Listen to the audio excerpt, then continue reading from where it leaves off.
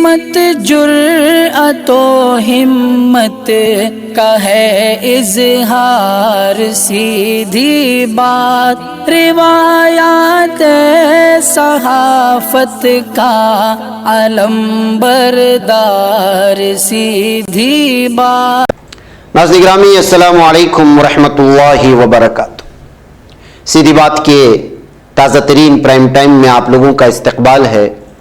नाज़रीन गिरामी, मैं अंसार अजीज़ नदवी इस वक्त आप लोगों को बागेश्वर धाम के ढोंगी बाबा की जानिब ले जाना चाहता हूँ। आप लोग जानते हैं गुज़िश्ता कई दिनों से इनके अंधभक्त एक जानिब हैं, तो दूसरी जानिब इन पर जो लोग यकीन नहीं रखते वो लोग इनको चैलेंज कर रहे हैं। चैलेंज पर खरे नहीं उतरे तो इसका रुख मोड़ दिया मुसलमानों की जानिब।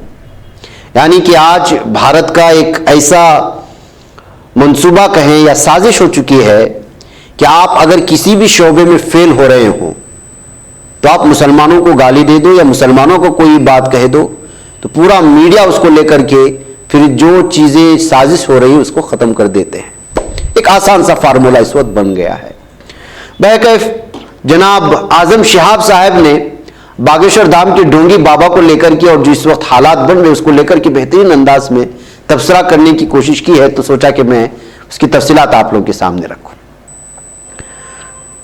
नाज़रीन गिरामी, उन्होंने लिखा है कि बागेश्वर धाम के पुजारी बाबा धुरेंद्र शास्त्री की बीजेपी व कौमी मीडिया के जरिए हो रही हंगामाखेज हिमायत से ये बात तो कम अज कम साफ हो गई है कि उसका मकसद सिर्फ बाबा जी के चमत्कारों की मुदाफात या उन पर एतराज करने वालों को जवाब देना ही नहीं।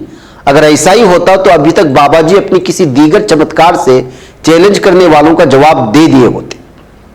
इससे एतराज करने वाले भी खामोश हो गए होते और बाबा जी का मार्केट वैल्यू भी बढ़ जाता। आखिर चैलेंज भी तो यही किया गया था ना कि बाबा अपने दावे को साबित करें, लेकिन चूंकि बाबा जी के पास सिवाय बुंदेलखंडी गालियों की कुछ और नहीं है, इसलिए उसका रुख मुसलमानों और ईसाइयों की जानिब मोड़ते हुए चादर व फादर का फार्मूला लाया गया। संस्कृत का एक लफ्ज है हरदर्मी, जो हिंदी व उर्दू में भी इस्तेमाल होता है। इसका एक मतलब यह होता है कि अपनी गलती का जवाब किसी और की गलती से हासिल करते हुए अपनी बात पर अड़ जाना। बाबा जी के मामले में भी यही हो रहा है।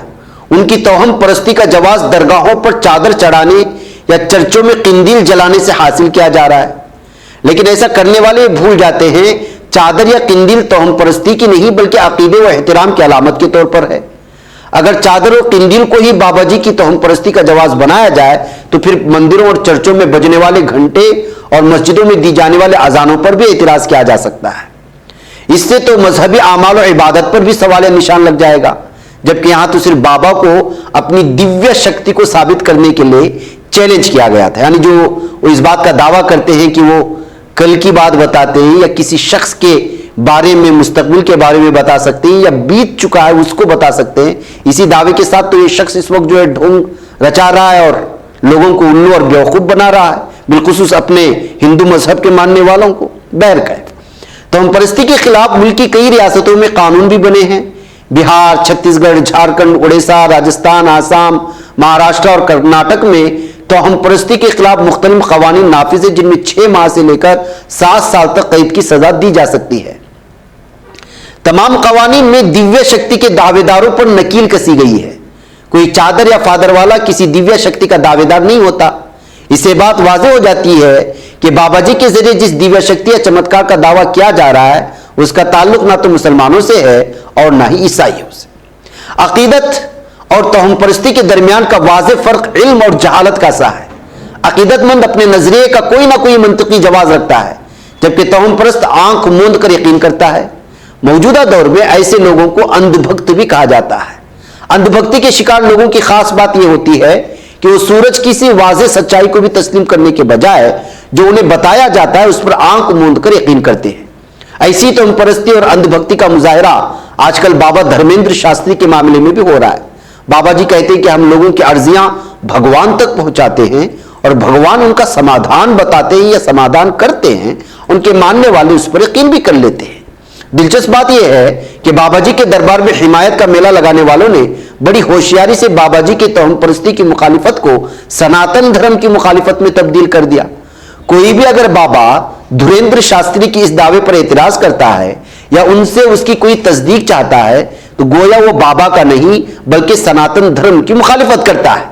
फिर चाहे वो अंधश्रद्धा निर्मूलन समिति की श्याम मानू हो, माहिर नफ्सियात डॉक्टर प्रीति शुक्ला हो, डॉक्टर अर्चना शर्मा हो, प्रोफेसर दिलीप मंडल हो या फिर शंकराचार्य स्वामी अवय मुक्तेश्वर आनंद सरस्वती। हर किसी को बीजेपी और कौमी मीडिया के जरिए सनातन मुखालिफ बनाया जा रहा है। बाबा जी की हिमायत में बीजेपी के कैलाश विजयवर्गीय से लेकर गिरिराज सिंह व कपिल मिश्रा तक और पतंजलि के लालाजी से लेकर साध्वी प्राची तक खम ठोक कर मैदान में कूद पड़े। अब तो उनकी हिमायत में दिल्ली से लेकर मध्य प्रदेश तक मुजाहिरे भी होने लगे और बात मुंह तोड़ जवाब देने तक पहुंच गई। दूसरी जानिब कौमी मीडिया का यह हाल है, शायद ही कोई ऐसा चैनल हो जिस पर बाबा जी की हिमायत में कोई प्रोग्राम ना हो रहा हो। कोई बाबा जी को विजय और खूबसूरत बताकर उनकी करतूतों को ब्लैक एंड व्हाइट कर रहा है तो कोई ताल ठोक रहा है। तमाम कौमी चैनलों को छोड़िए, सिर्फ एबीपी न्यूज पर बाबा की हिमायत का यह हाल है कि गुज़श्ता 2 दिनों में 1200 से ज्यादा वीडियोस रिलीज की जा चुकी हैं।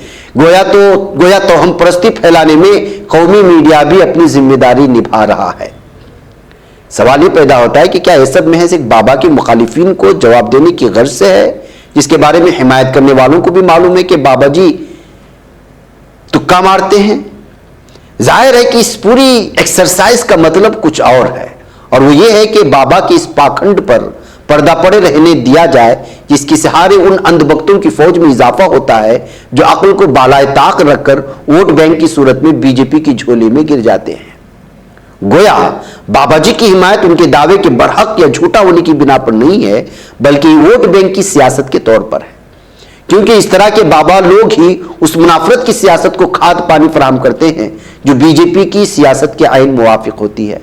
सच्चाई यह है कि गुज़श्ता 8 सालों में हमारे वतन अजीज में एक ऐसा इकोसिस्टम वजूद में आ गया है जिसमें सिर्फ और सिर्फ मुस्लिम दुश्मनी ही की बाज़गश सुनाई देती है।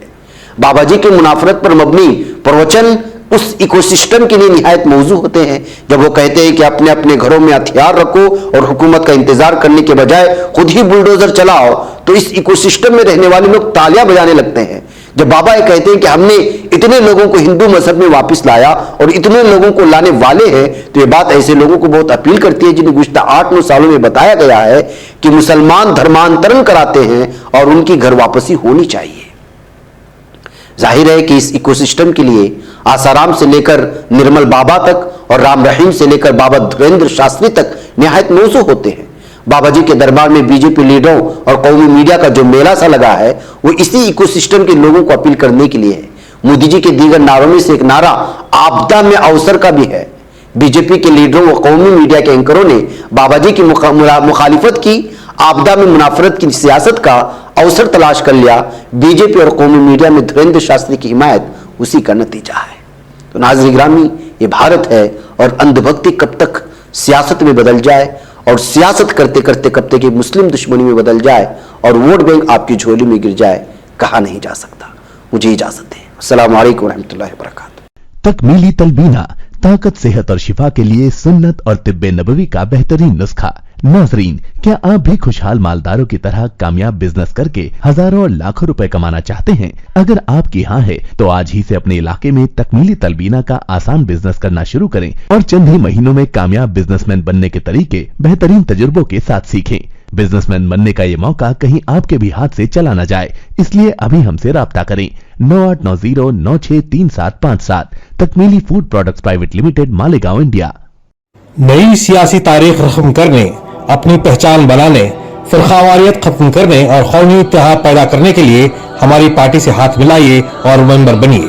स्क्रीन पर दिए जा रहे नंबर्स पर मिस कॉल दें।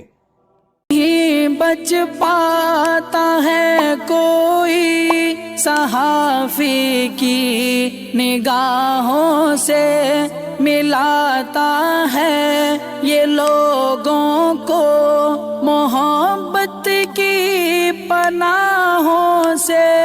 करम और दर्द मंदी का है एक संसार, सीधी बात अजीमत जुर्अतो हिम्मत का है इजहार, सीधी बात अजीमत जुर्अतो हिम्मत का है इजहार, सीधी बात। ये चैनल हक निगर बन कर कुचल देता है फितनों को।